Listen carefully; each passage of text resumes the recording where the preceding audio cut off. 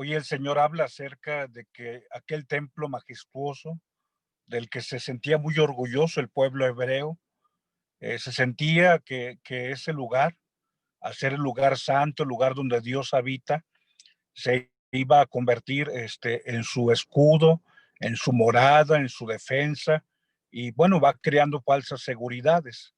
Bastaría que pudiera recuperar, por ejemplo, textos como el de Jeremías 7:9, 7:7, 7:8, 7:9, donde ellos hablan del templo de Yahvé, templo de Yahvé, templo de Yahvé, y se sentían seguros.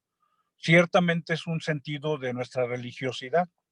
¿A quién no? De tu persona y mi persona nos hace sentir en paz cuando entramos al lugar santo, cuando entramos a nuestra parroquia del Rosario o la parroquia de la Natividad en la López Mateos o en la parroquia de San Juan Bosco. O sea, cómo no sentirnos con la protección de Dios. Y máxime si vamos un día a la capilla del Santísimo, muchísimo más. No obstante, esto no debe discordar de nuestra vida porque nos podemos sentir muy seguros en el templo, pero saliendo de ese templo cometemos injusticias, damos pateaduras, así es como se dice, al atrio del Señor, o lo que se dice en sentido cristiano, pateamos el pesebre, pateamos el lugar santo, pateamos el lugar de la presencia de Dios. Bien, este templo que hoy el Señor presagia su destrucción, fue destruido efectivamente el 30 de agosto del año 70. Fue destruido por los romanos en aquella invasión porque ve o lee la novela o ve la película de Masada. Masada. Masa, haz de cuenta como Masa y Masada. Eh, y verás esa historia de destrucción cuando hay un grupo de israelitas que se subleva contra el pueblo romano, y bueno, ellos fueron y, y, digamos, atentaron contra las autoridades romanas, y esto hizo que viniera la destrucción del templo, y un pequeño grupo de israelitas muy observantes, de extrema derecha, como diríamos hoy en día, se refugió en un lugar llamado Masada, que era una meseta de un cerro así copeteado, donde ahí estuvieron, y prácticamente, bueno, su muerte fue por hambre, por sed, porque los cercaron y ya no pudieron bajar, ellos no querían bajar, pero era un poco también la muerte de un estilo de kamikazes.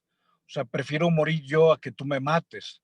Pero bueno, ve la película Masada o la novela, puedes leerla.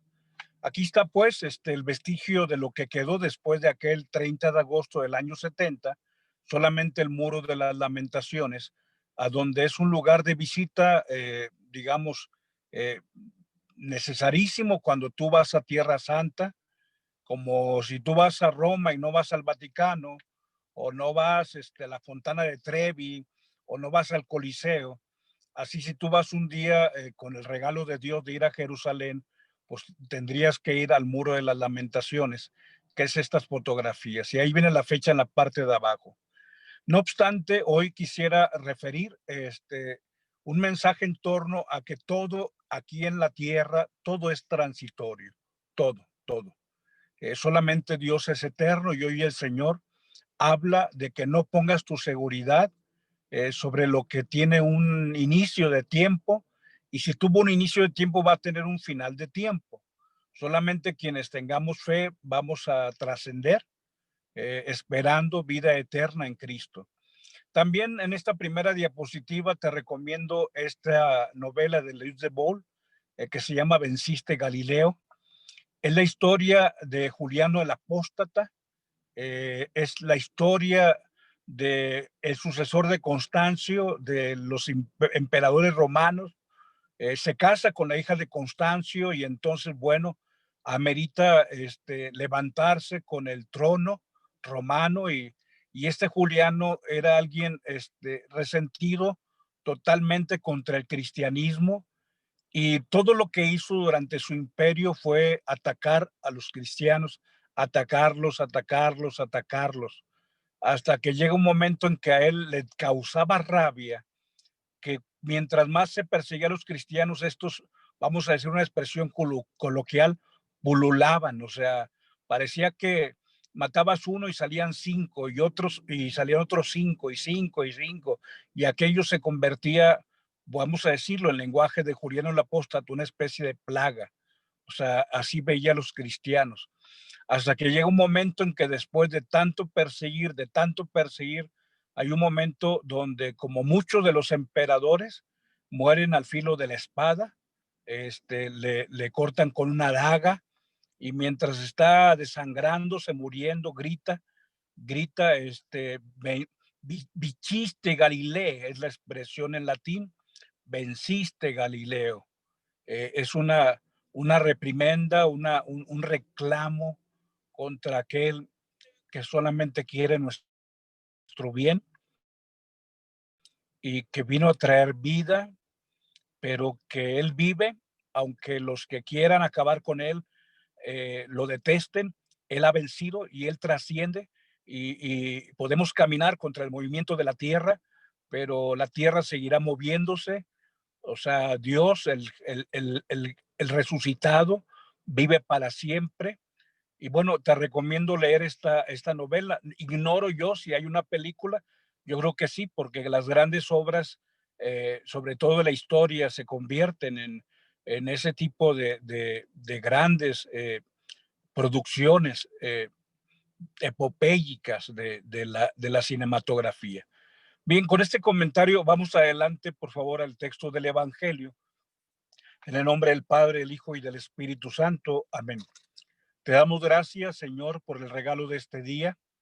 De forma especial te queremos pedir que confiemos solamente en tu persona, que ubiquemos que todo en la tierra tiene un inicio y tiene un fin, como la creación tuvo un principio en ti y tiene un fin hasta llegar a ti. Que no confiemos en lo que es efímero, en lo que es fugaz, en lo que transita, en lo que es transitorio. Que confiemos solamente en ti que permaneces para siempre, en tu persona que vives por los siglos de los siglos. Tú eres el Dios de la vida, tú vives, tú has resucitado, tú prevaleces, tú eres el Dios de la vida. Que el Señor esté con ustedes. Proclamación del Santo Evangelio según San Lucas. En aquel tiempo, como algunos hablaban del templo, de lo bellamente adornado, que estaba con piedra de calidad y exvotos, Jesús les dijo: esto que contempláis llegarán días en que no quedará piedra sobre piedra, que no sea destruida. Ellos le preguntaron: Maestro, ¿cuándo va a ser eso? ¿Y cuál será la señal de que todo esto está para suceder? Él dijo: mirad que nadie os engañe, porque muchos vendrán en mi nombre diciendo yo soy, o bien está llegando el tiempo, no vayáis tras ellos. Cuando oigáis noticias de guerras y de revoluciones, no tengáis pánico, porque es necesario que eso ocurra primero, pero el fin no será enseguida. Entonces les decía: se alzará pueblo contra pueblo y reino contra reino. Habrá grandes terremotos y en diversos países hambres y pestes. Habrá también fenómenos espantosos y grandes signos en el cielo. Palabra del Señor. Gloria a ti, Señor Jesús. Efectivamente, ese templo del que se sentían orgullosos tenía el tiempo contado, 30 de agosto del año 70. Y vino la destrucción. Reitero que ese templo no ha sido reconstruido. La razón, ellos esperan que venga el Mesías a reconstruirlo, y sin que mi comentario sea burlón, sino apegado a la verdad, una verdad que puede ser incómoda. Lo digo sin son de denostación ni falta de respeto. Ellos esperan que venga el Mesías a reconstruirlo, y digo con respeto, se quedarán esperando. Y lo digo con respeto religioso, porque con Dios ni yo ni nadie debemos jugar, pero ellos tuvieron al Mesías en medio de ellos y no lo reconocieron. Seguirán esperando los cientos y los miles de años, que solamente Dios le dará la historia. Y bueno, el Señor ha referido que el templo será destruido y así aconteció. Y hoy ellos siguen yendo al muro de las lamentaciones a hacer sus oraciones como te presentaba en la primera diapositiva. Reitero también este sentido para que no olvides que hoy el judaísmo no tiene templos, sino sinagogas. ¿Sí? El templo es el lugar del sacrificio. Lo que identifica un templo es el sacrificio cultural. Lo que identifica una sinagoga es la lectura de la palabra. O sea, Jesús va a la sinagoga y toma el texto de Isaías. Entonces, lo que hoy se hace, como te he comentado, en la sinagoga judía, que está en la colonia Vista Hermosa, en Monterrey, pues es el oficio de lectura de la palabra. Van a eso van. Y claro, es un alimento, pero no tienen templo, porque el templo exige sacrificio y por lo tanto exige sacerdocio. Y también este es un elemento importante. Ellos no tienen sacerdotes. O sea, si no tienen templo, no tienen sacrificio. Si no tienen sacrificio, no tienen sacerdocio. ¿Qué es lo que tienen? Pues rabinos, rabuní, el rabino. El rabino es un oficio laical, no sacerdotal. El rabino.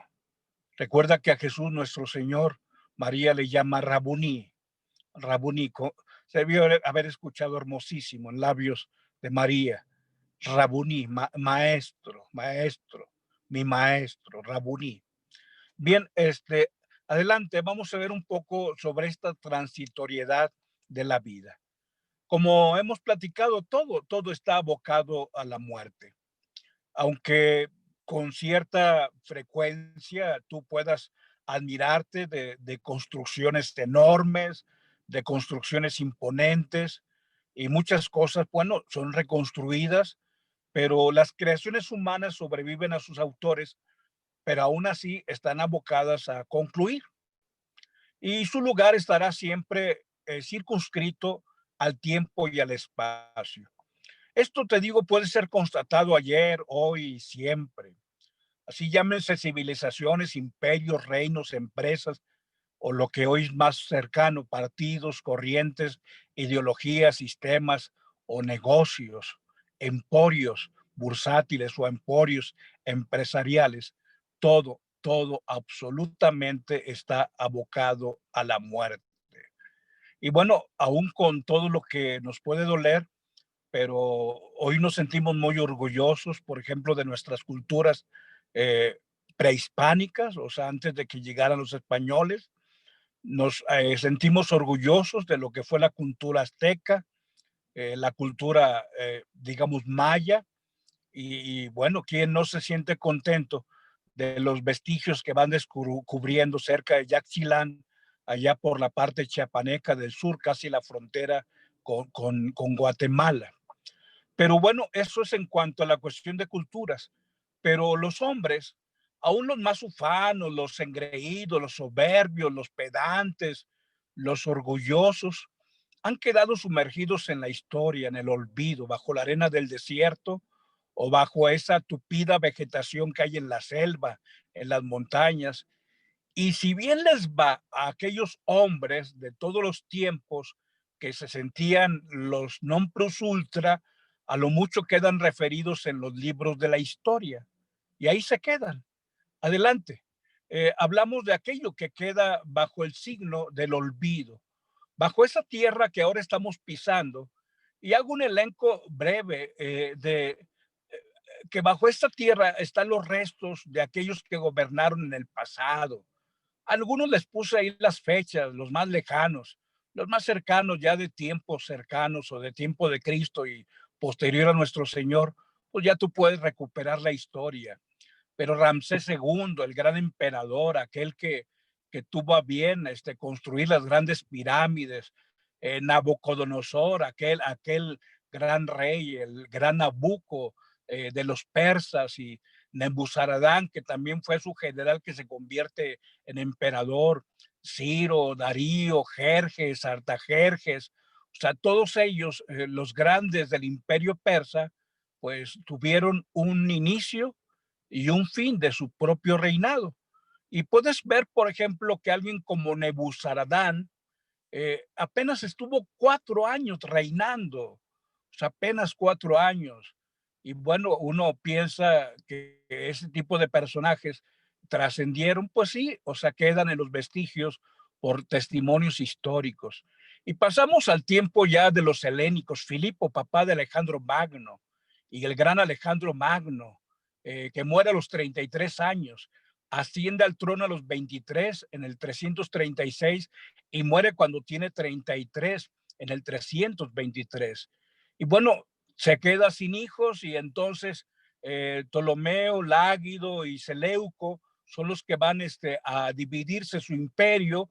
Ptolomeo tiene digamos, un imperio fortalecido. Seleuco, el que hizo aquella gran raza llamada los Seleucidas, también, pero después quizás de los más impactantes era Antíoco IV Epífanes, aquel que fue apóstata, que, que fue en contra del templo. Tú lees primera y segunda de Macabeos y vas a ver lo que hizo Antíoco IV Epífanes. Él atentó contra el santuario, destruyó el templo, pero se robó todo el oro, era un ladrón, era un bandido. O sea, muchos de estas personas que a veces enaltecemos como grandes estrategas que lo eran, pero eran ladrones. Antíoco IV Epífanes era un ladrón, un vil ladrón, le interesaba el oro, no le interesaba crear una cultura, más bien le interesaba su bolsillo. Y bueno, va a ir contra el templo, contra ese lugar del que el Señor hoy habla, obviamente la versión anterior, y va a poner sobre el altar del sacrificio de Yahvé una estatua del Zeus olímpico. Lee el primero y segundo capítulo del primer libro de los Macabeos. Pero bueno, después viene ya la estirpe romana con aquel triunvirato que se va a hacer, primero con el gran general como es Marco Antonio, y luego después Julio César y Pompeyo. Había cónsules en aquel entonces, pero Julio César se yergue ya como el gran emperador. Pompeyo era junto con él del triunvirato, y también, bueno, va a estar un tiempo, y casi todos ellos mueren a espada o con la daga.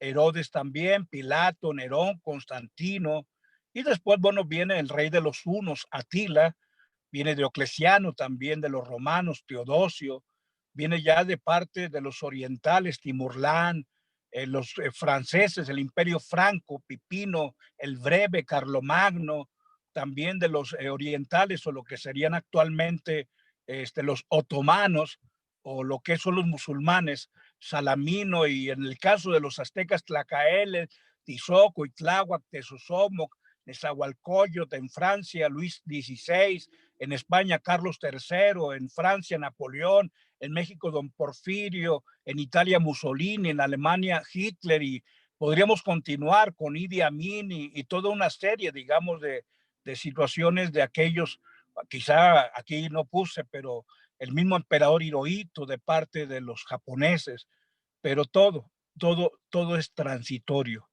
Aún aquellos que nos sintamos los más fuertes, los más grandes, los más exitosos, todo tiene un tiempo en la historia. Adelante. Recuperamos cómo pues han caído por su propio peso los sistemas que hasta hace poco tiempo se consideraban intocables. Hoy, digamos, han pasado a la historia todas esas expresiones de ideologías, sistemas sólidos, permanentes, que eran perennes. Lo que hoy se vive, aún con esa nueva expresión, digamos, de izquierdas y derechas, también es transitorio. ¿Cuánto tiempo les durará la vida? Es Dios quien lo sabe, pero no son eternos. Y así los grandes imperios, sus fastuosos palacios, sus monumentales edificios han quedado bajo el olvido de los caminos ignorados. Y es una labor de los arqueólogos recuperar todos esos eslabones llamados vestigios para reconstruir los segmentos de la historia. Y los libros se ocupan de ellos. En los museos, si bien les ha ido, ahí se encuentran reconstrucciones de sus construcciones, unas maquetas que tratan de explicar cómo era el Tajín antes de que esté como ahora está. O ahí mismo en Teotihuacán, la maqueta que trata de reconstruir todo el esplendor. O cuando entras ahí mismo a Chichén Itzá o a Tulum, o sea, tú ves las maquetas que reconstruyan aquel imperio, aquellas grandes ciudades, aquellos portentos de la antigüedad que quedan hoy solamente como vestigios. Por eso hablamos de metahistoria y eternidad adelante y hablamos de lo que nos toca hoy escribir la historia. No olvidemos que todo es transitorio. Reyes y guerreros de este mundo, sus cuerpos, sus imperios, están bajo la profundidad de la tierra. Incluso sus restos mortales, como decía, quedan bajo el polvo del camino, están en el anonimato del olvido. Simple y sencillamente el polvo ha regresado al polvo. En su momento ellos fueron víctimas de la tentación, que es la tentación tuya y mía, pensar que tenemos dominado todo, que todo está bajo nuestro control. En realidad, todo en esta vida es transitorio, es efímero e inconstante. Recuerda cuáles son las expresiones que nos identifican a ti y a mí como seres humanos. Se nos llama seres mortales, ¿sí? O sea, seres que mueren. Hay bajo el sol un tiempo para cada cosa y para cada persona, pero solamente Dios es para siempre y Dios está sobre todo. Adelante, hablamos de la persona de Cristo, hablamos de aquel que vence. Pongo aquí un elenco de los detractores de Dios que han quedado también como un registro de la historia. Aquellos que persiguieron, ya no tan solo que andaban haciendo crecer sus imperios, sino que fueron directamente contra la persona de Jesús. Diocleciano, busca su historia. Acuérdate de aquella historia de San Lorenzo cuando le piden que lleve los tesoros de la iglesia, el diácono San Lorenzo. Juliano el Apóstata, que te digo, puedes leer esa novela de Luis de Bull. Friedrich Nietzsche, aun cuando haya enloquecido y sea uno de los grandes genios, por lo menos de los últimos 3 siglos.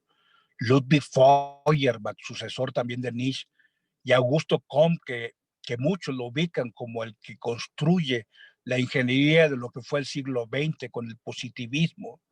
Todos ellos que criticaban el cristianismo y lo veían como algo obsoleto, son recordados en la memoria, en tanto que Cristo vive por los siglos.